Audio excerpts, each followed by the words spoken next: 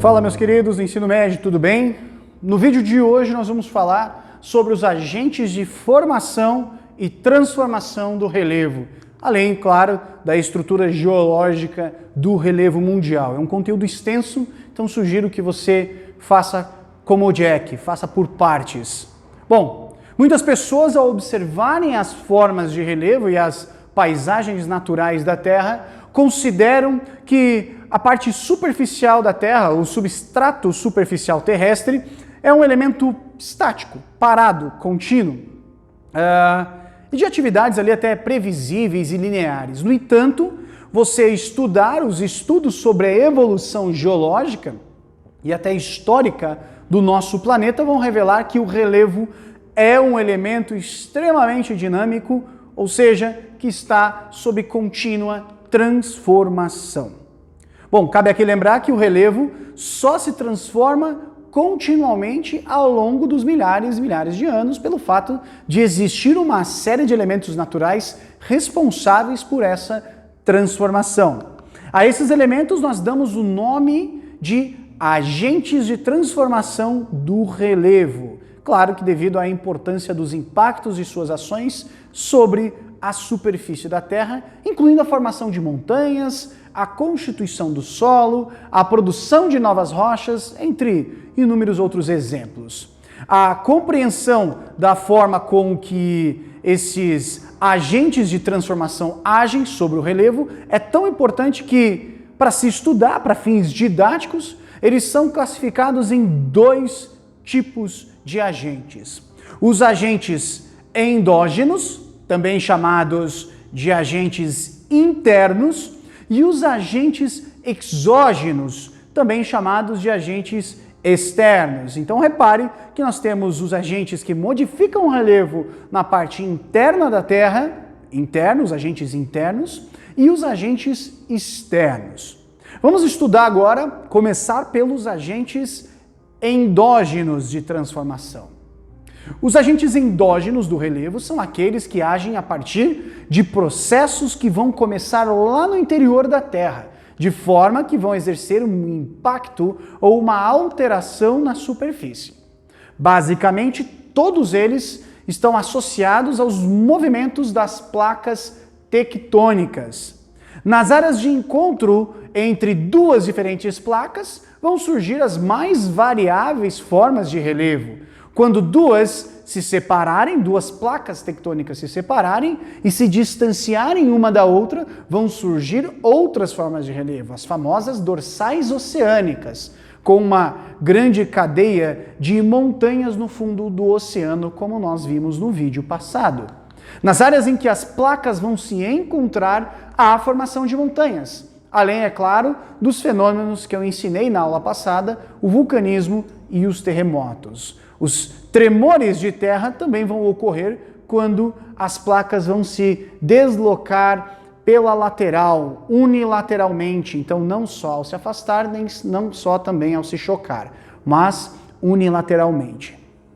De maneira geral, nós podemos subdividir os efeitos dos agentes endógenos do relevo em dois tipos. Então, repare bem que os agentes endógenos internos vão ter dois subtipos. Então, uma divisão de agentes que promovem as mudanças de relevo. Então, vamos lá. Os dois tipos de agentes endógenos são os movimentos orogênicos e os epirogênicos. Bom, os orogênicos, ou a orogênese, ela corresponde ao conjunto de movimentos que vão resultar no processo de constituição e elevação das áreas montanhosas por meio da dobra do relevo em áreas ali em que se encontram duas placas tectônicas. Já a epirogênese equivale aos movimentos de deslocamento vertical do relevo, geralmente em áreas mais estáveis e em uma velocidade muito menor, muito mais lenta, tanto para cima, que é chamada de soerguimento, quanto para baixo, que é a sua subsidência. A formação dos vulcões, o que também está associado ao movimento de impactos das placas tectônicas, permite a formação de fissuras, rachaduras, que servem de passagem do magma existente no interior da Terra sob forte pressão. Assim, quando eles entram em erupção, eles vão expelir uma grande quantidade desse magma e de outros materiais que rapidamente vão se converter em rochas ígneas quando esfriarem, dando novos formatos, novos contornos à superfície. Todos eles agentes endógenos. Agora vamos para os agentes exógenos de transformação do relevo. Os agentes exógenos ou externos de transformação, eles vão atuar principalmente como processo de desgaste das composições superficiais, o que faz com que eles sejam também chamados de agentes modeladores ou esculpidores. Literalmente, você tem agentes externos à superfície que vão esculpir, modelar o relevo. Os principais elementos da natureza que vão exercer essa função são os componentes da nossa atmosfera. Hidrosfera, água, da chuva, rio, força dos ventos, variação de temperatura, gelo e etc. Dentre eles, a ação da água, todos eles, a água é a mais poderosa, a mais preponderante no desgaste da superfície, das formas, da morfologia terrestre. O conhecimento dessa dinâmica nos permite até mesmo ter um apanhado geral sobre a idade de determinados lugares. Afinal, as formas de relevo geologicamente mais antigas ficaram mais tempo submetidas aos agentes externos, exógenos, ao longo de centenas de milhares de anos, e por isso elas são mais desgastadas. Geralmente possuem menor altitude e a sua forma é mais aplainada. Então repare, quanto mais desgastado for o relevo de um lugar, mais baixo, mais aplainado, mais velha ela será. Por outro lado, ambientes mais novos, mais recentes, lembrando que eu estou falando de geologia. Quando eu falo mais recente, não é do ano passado, são de alguns milhares de anos atrás, né? Mas ainda assim são mais jovens do que aquelas que estão desgastadas, dos agentes exógenos. Dos agentes internos, os endógenos, os ambientes mais novos, montanhas, eles vão ter pouco tempo de exposição. E por isso elas vão ser mais pontiagudas, acidentadas, vão ser pouco erodidas. A água das chuvas vão agir como em processos de erosão através do escoamento do excedente não absorvido pelo solo. Então aquela água que escorre pelo solo, que o solo não conseguiu absorver, ela vem desgastando o relevo. Assim, disse que houve uma lavagem do substrato superficial, uma lavagem da superfície da Terra. O que é chamado, olha a palavra difícil, de lixiviação ou erosão laminar. De novo, lixiviação ou erosão laminar. Em áreas muito inclinadas, a velocidade da água descendo uma montanha, um morro, etc., vai aumentar. E também vai intensificar os seus efeitos, e que só vão ser diminuídos com a presença de vegetação, que é responsável por diminuir literalmente as forças das águas. Por isso que se tirar a vegetação de um morro, de uma encosta, etc., a probabilidade de ter um desmoronamento ela é muito grande. A água dos rios, além de erodirem lentamente as margens dos cursos d'água, modificando seus leitos, etc., também vão atuar no aprofundamento dos mesmos. Uma outra função desta água escorrendo pelo relevo é carregar os sedimentos, que são partículas de rochas que se desprenderam, que erodiram de algum lugar ou desgastaram-se de algum lugar, de um lugar para o outro, incluindo ali nos oceanos onde eles desagam, que vai acarretar na formação de novas rochas, conhecidas como rochas sedimentares.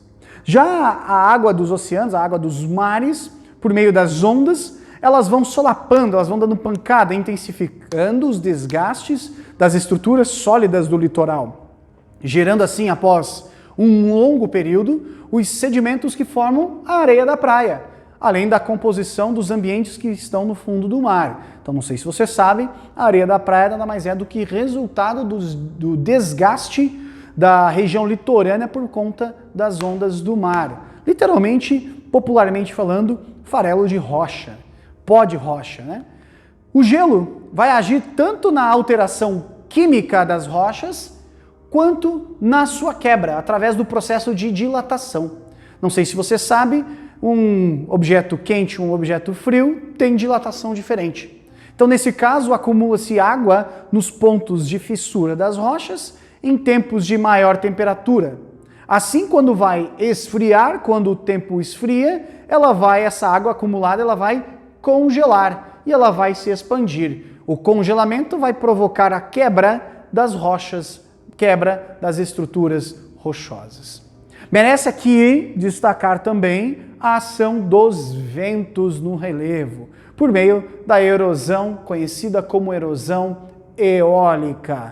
Muitas paisagens vão sendo esculpidas pela força dos ventos, provocando assim uma profunda alteração em suas formações morfológicas. Os sedimentos, o resto de material gerado nesse processo, são carregados de uma área para outra pelo vento, formando solos ou vão servir de base ainda para a constituição de novas formas de relevo. É a famosa situação de você estar de pé numa duna e sentir aquela ardência nos pés e na canela por conta do vento arrastando e levando o sedimento de rocha, areia e etc. de um lugar para o outro.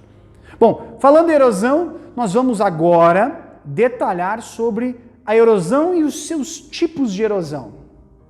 Bom, cabe aqui lembrar que erosão é o processo de desgaste, transporte e sedimentação do solo, do subsolo, das rochas, com o efeito ali dos agentes erosivos, tais como a água, o vento, como eu citei agora há pouco, e até mesmo o ser humano.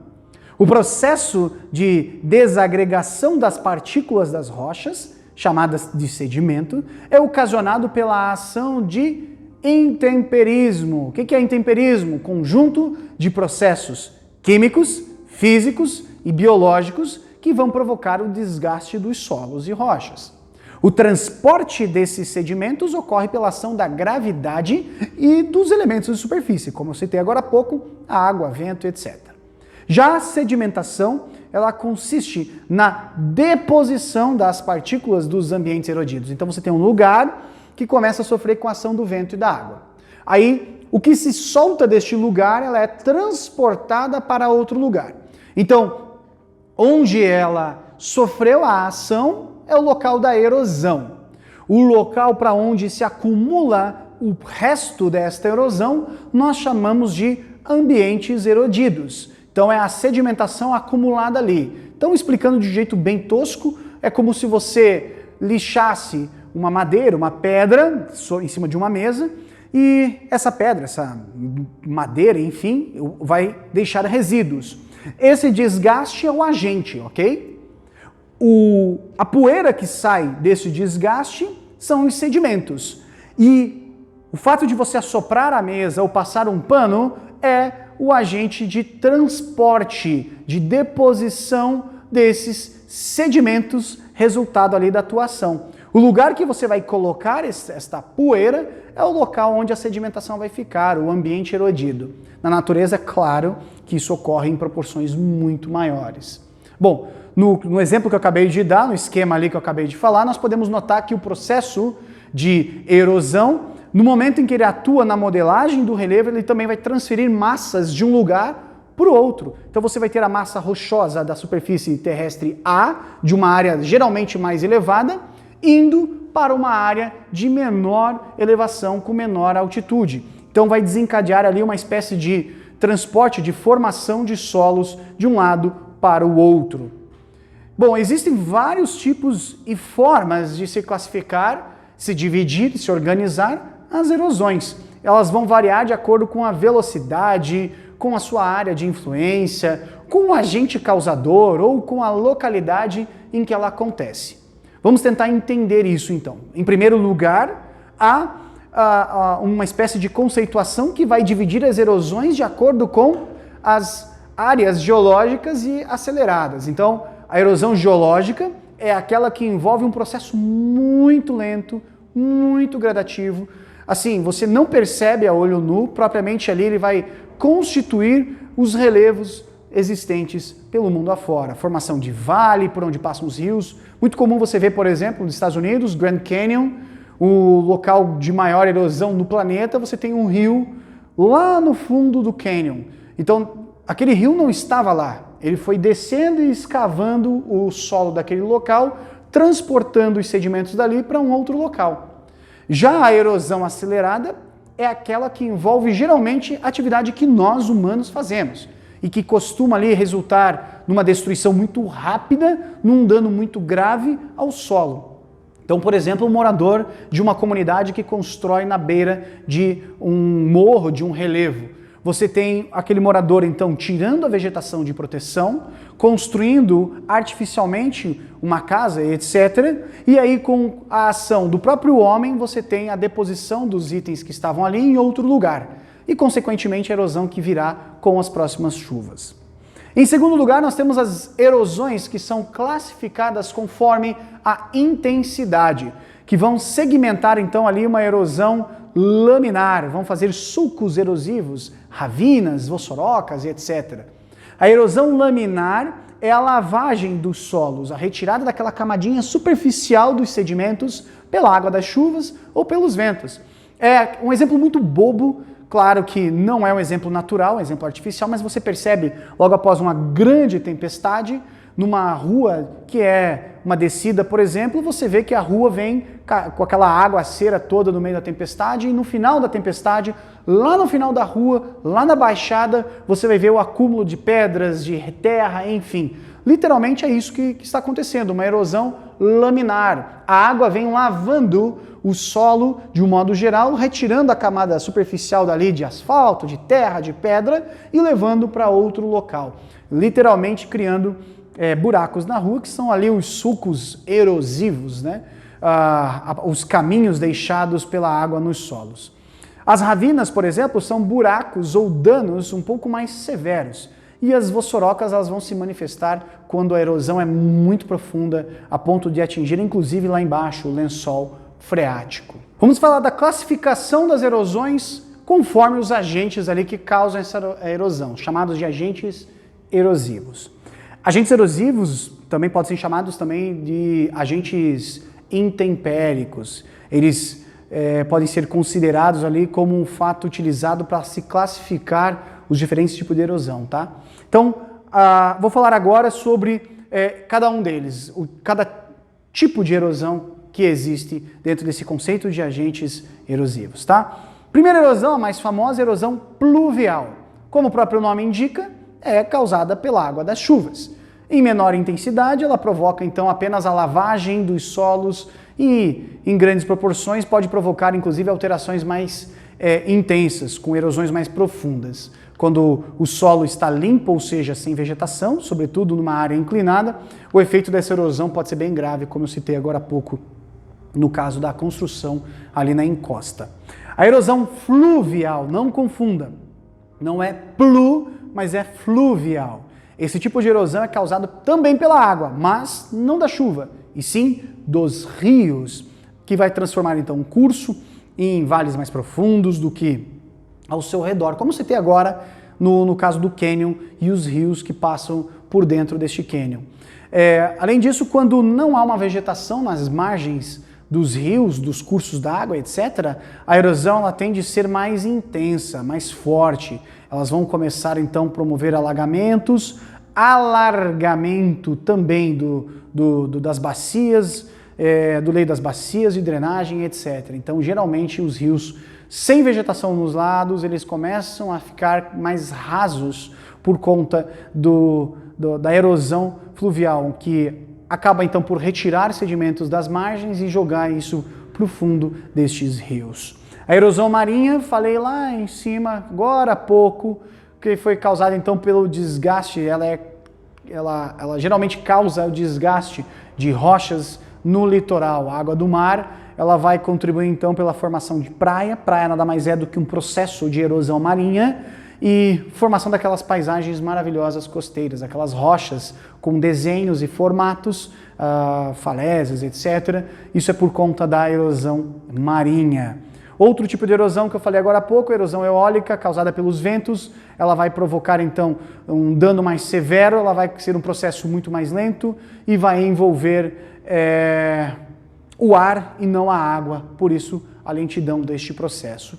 E o penúltimo processo de erosão era a glacial, como eu falei agora há pouco na parte do congelamento das rochas e que ela danifica. A erosão glacial vai fazer com que o congelamento do solo e a movimentação dos blocos congelados também cause um dano ao relevo, ao solo. A erosão glacial vai atuar no congelamento então da água, vai se dilatar, vai quebrar, vai fazer com que a composição e a disposição das rochas se modifiquem. E a última erosão gravitacional, como o nome já diz, a utilização da gravidade. Esse tipo de erosão ela costuma ocorrer em localidades muito inclinadas, uma cadeia de montanha e etc. Ela vai promover então a ruptura e o transporte dos sedimentos pela ação ali da própria gravidade, um desmoronamento, uma avalanche e etc.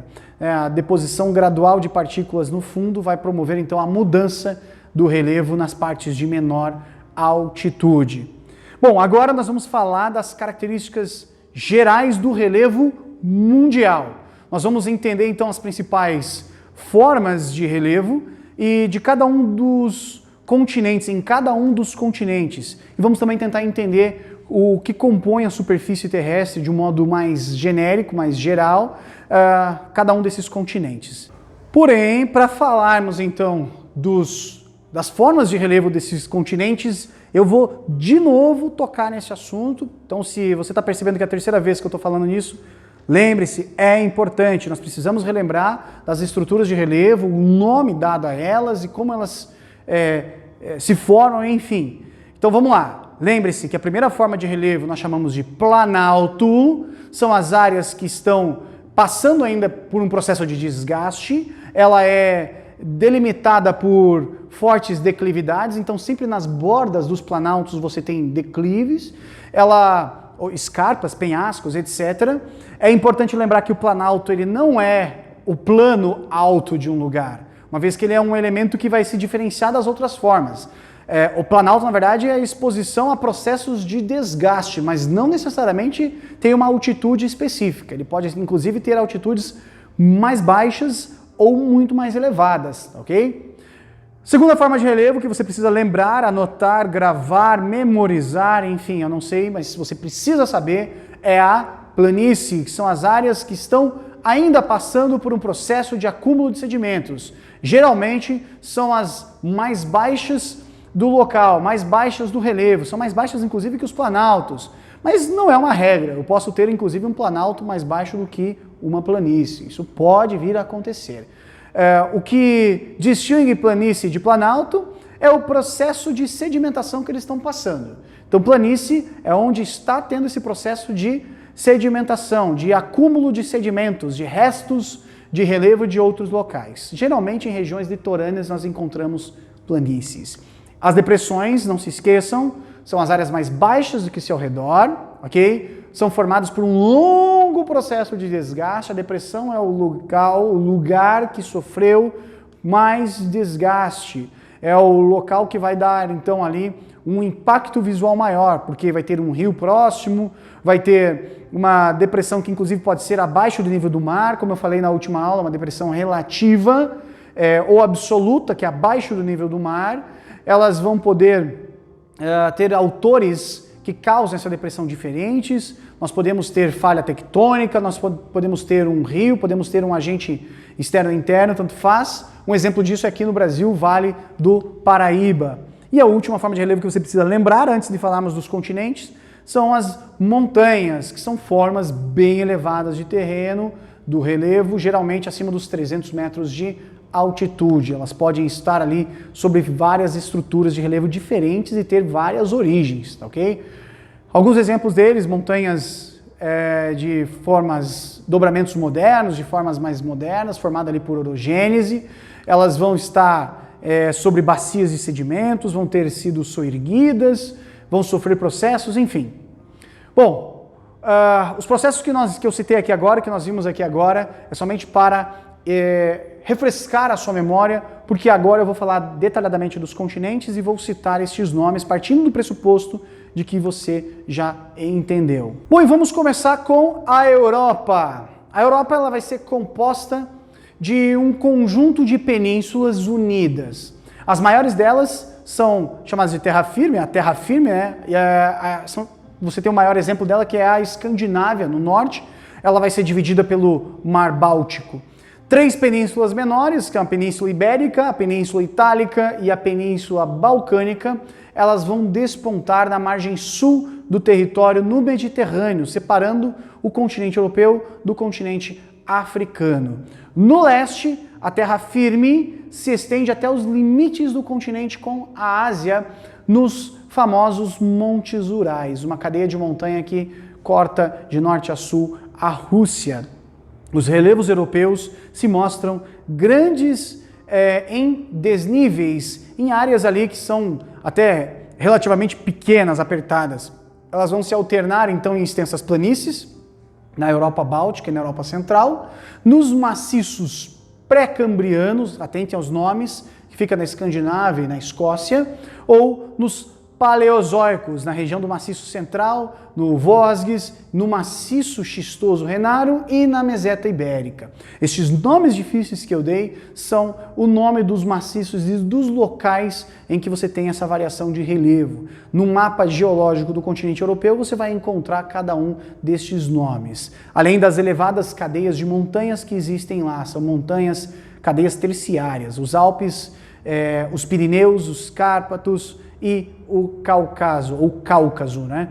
As diferenças geográficas europeias explicam então a separação dos países europeus ao longo da história. Agora nós vamos para o maior continente do mundo, a Ásia, e passar ali uma régua nas suas características gerais de relevo. Não sei se você percebeu o que eu fiz aqui com a Europa e vou fazer com os demais continentes. É um resumo de tudo aquilo que você estudou no Fundamental 2. Lá no 8º e no 9º ano, quando você estudou os continentes e tinha um mapa do relevo local, você tinha então a descrição do que eu acabei de falar com estes nomes. Então, se você não lembra, achou uma loucura estes nomes próprios que eu acabei de citar, minha sugestão é, vai no Google, digita relevo continente europeu, clica em imagem e você vai ter uma série de mapas físicos do relevo europeu. Volta este vídeo e ouça estes nomes com essas definições e começa você mesmo procurar e marcar, seja ali fisicamente ou virtualmente, este mapa físico para você ter uma noção de local. Okay? Geralmente o mapa físico tem também indicação de altitude, e aí você vai poder perceber quais são os pontos mais elevados e os pontos menos elevados deste relevo. No caso que eu citei aqui agora, o europeu. Mas como eu disse, vamos para a Ásia. Bom, 2 grandes conjuntos de cordilheiras podem ser destacados na Ásia. O primeiro vai se estender de Anatólia até o Pamir, que vão compreender ali as montanhas do Cáucaso, os montes Zagros, o Hindu Kush, o Colima e também o Himalaia. A outra linha de cordilheira vai ser formada lá na Rússia pelos montes Urais e pelas montanhas de Nova Zembla. Ao sul da Ásia existem os planaltos e planícies importantíssimas, como os planaltos da Arábia, do Irã e do Deccan, além das planícies da Mesopotâmia e dos vales do rio Indo e do Mekong. A região central da Ásia, ela vai ser ocupada por planaltos do Tibete e da Mongólia. Também vai ter então as estepes do Cazaquistão e do Quirguistão, o deserto de Gobi e as planícies do norte da China. Ao norte da Ásia, e também pelo Planalto Colima. Como eu disse, sugestão, pegue o mapa físico da Ásia de relevo e comece a identificar onde estão esses locais que eu acabei de citar. Vamos para a África? Bom, o relevo africano, por sua vez, vai se caracterizar pelo predomínio de imensos tabuleiros, planaltos que são pouco elevados ali e uma certa altitude, considerável altitude média de aproximadamente 750 metros, tá? As Regiões centrais e do norte serão ocupadas ou são ocupadas em sua totalidade por planaltos intensamente erodidos e são ali constituídos, são feitos por rochas muito antigas, limitados por grandes escarpamentos, não é escapamento, é escarpamento, penhascos e desfiladeiros. Ainda sobre o relevo da África, 200 milhões de anos atrás, a África fazia parte, juntamente com a América do Sul, do supercontinente conhecido como Gondwana. A separação deste continente formou o Oceano Atlântico e isolou os dois continentes, que ainda têm algumas semelhanças na estrutura geológica, nessas formas de relevo. Ao norte da África, predomina a área planáltica, ampla e desértica, conhecida como Saara, que vai se estender desde o Oceano Atlântico até o Mar Vermelho. A maior formação rochosa desta área são os montes Tibesti, Chad, fica no Chad, e está localizado então o pico ali numa região conhecida como Emikosse. Vai possuir aí 3.415 metros. Além do deserto, também encontra-se a cadeia do Atlas, que ocupa ali a região do norte do Marrocos, na Argélia e na Tunísia, no extremo continente africano, no extremo norte do continente africano. A sua formação recente ela vai apresentar montanhas cujos picos chegam aí a atingir 4.000 metros de altura. Okay? Nessa região, o subsolo também apresenta importantes, significativas reservas de petróleo, gás natural, ferro, urânio, fosfato e etc. Além, claro, de representar uma grande importância para a geografia local, porque ali ela vai barrar os ventos úmidos do mar, vão favorecer também a formação de rios temporários. No leste africano encontramos então uma das características físicas mais marcantes, uma falha geológica que vai se estender do norte do continente até o sul, o Grande Vale do Rift, ou Rift Valley. É uma fenda tectônica, o Rift Valley é uma fenda tectônica, no encontro de duas placas que estão ali em posição em sentidos opostos e que vão se suceder ali montanhas, algumas vulcânicas, outras não, e grandes depressões. Nessa região vão se localizar os maiores lagos do continente, que vão ser cercados por altíssimas montanhas, que vão se destacar ali a maior montanha da África, o Kilimanjaro, o Monte Kilimanjaro, com 5.895 metros, o Monte Quênia, com 5.199 metros, e o Monte Ruwenzori, com 5.109 metros. Ao sul, vão surgir então planaltos, onde nós temos que destacar, merece o nosso destaque, os montes de Drakensberg. Vão ter poucos picos elevados, acima dos 3.000 metros, mas suficiente para barrar os ventos úmidos que vêm do Oceano Índico e vão formar uma costa de clima mais ameno, menos quente. Né? Ao longo do litoral vão se situar também as planícies costeiras, por vezes ali muito grandes, muito vastas. Tá? As planícies também vão ocupar uma área menor do que a dos planaltos. Nós podemos citar então a planície do Níger e do Congo. A África, de modo geral, não possui muitas ilhas ao seu redor. No Oceano Atlântico se localizam então algumas ilhas formadas por picos de montanhas submarinas, como as Ilhas Canárias, a Ilha da Madeira, bem como ali os famosos arquipélagos de São Tomé e Príncipe e de Cabo Verde. Já do lado do Oceano Índico vão se encontrar então algumas ilhas. Encontra-se então uma grande ilha mais famosa do continente africano, a ilha de Madagascar, e outras de extensões menores, mais reduzidas. Entre elas ali nós temos a ilha de Comores, Maurício e Seychelles. Agora, por fim, vamos ao relevo da Oceania. A Oceania é predominantemente plana, com uma altitude média de 210 metros. A oeste das montanhas está então a famosa Bacia Central, uma planície de estepes e savanas. Ainda mais a oeste, nós encontramos o grande deserto de Gibson e também o grande deserto de Vitória. Ali vão se erguer algumas montanhas, os montes Musgrave e McDonnell. No sudoeste nós vamos encontrar então a planície Nullarbor e no território australiano nós vamos encontrar as planícies bastante largas no norte, junto ali ao Golfo de Carpentaria e também no sudeste, próximo aos rios Murray e Darling. As montanhas que formam os Alpes australianos vão se localizar no leste e no sudeste, com altitudes até modestas, tá? A maior parte do país, no caso da Austrália, ela é formada por planaltos, geralmente baixos e relativamente planos. Já no país vizinho, Nova Zelândia, e no outro país chamado Papua Nova Guiné, há também muitas planícies, vales e grandes montanhas. O pico mais alto do continente da Oceania é o Monte Wilhelm, com 4.509 metros aproximadamente de altitude, fica na Papua Nova Guiné. As paisagens são notáveis por sua variedade e, muito em particular, por seu aspecto montanhoso ali naquela região. E, por fim, o relevo do nosso continente. Falei por fim da Oceania, mas não, nós ainda temos a América. Bom, 3 grandes regiões montanhosas vão determinar o contorno do nosso continente.